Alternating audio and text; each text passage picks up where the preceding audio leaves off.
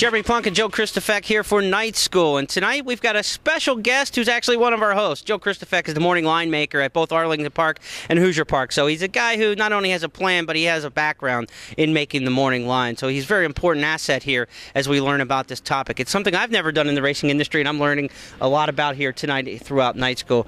Joe, educate the people on what the process is for the morning line, but first of all, what is it by definition? Well, it's an educated guess as to how you think the public is going to bet the race.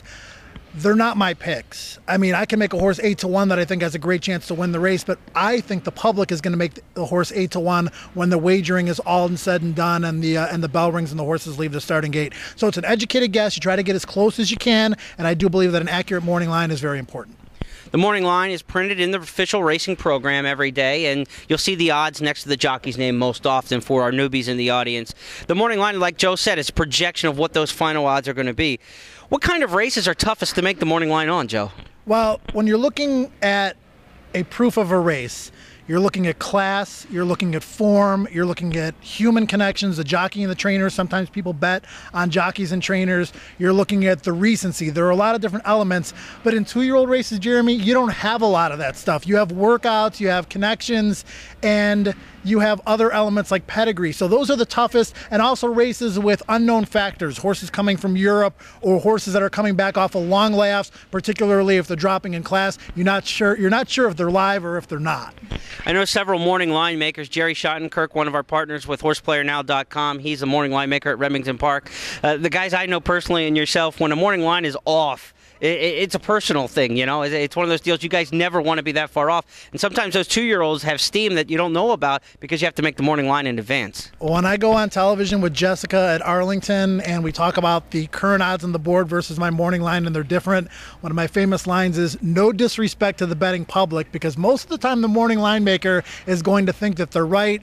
And at 10 minutes to post, the odds might be in one place, but with 0 minutes to post, the odds often change. So it's interesting to see how the betting patterns work up against the morning line from minute to minute.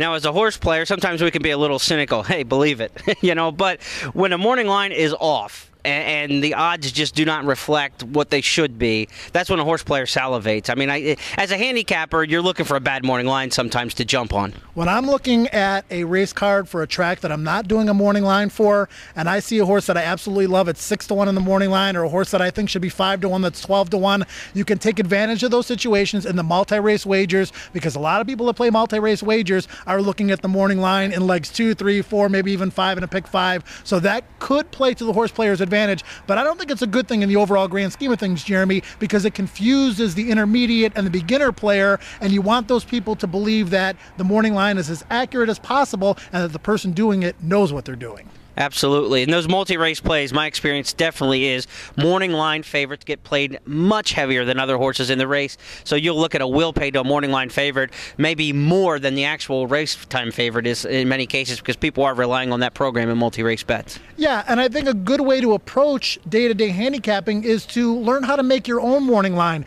In this edition of Night School, we're going to give you the formula. We're going to give you the tools. You have to reach between 122 and 126 points to make the morning line balance. If you look at a clean set of proofs and you make your own morning line and you have a horse at 3-1 and in the morning line odds that's 8-1, maybe that horse is going to represent value for you. And that's the most important thing in racing and wagering, is finding value and horses that you like, that you want to play.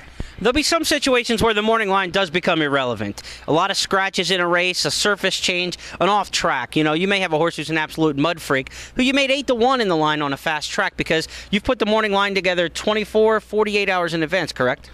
Yeah, that's usually 48 hours in advance, sometimes even 3 days in advance. And you're right, Jeremy, when you get a key scratch in the pace scenario or the race comes off the grass, that's the worst thing for a morning line maker, and something that's very frustrating is to hear television hosts saying, this horse is 8-1 in the morning line, is 5-2 on the board. Well, a lot of those situations we didn't miss because of the reasons that you just mentioned.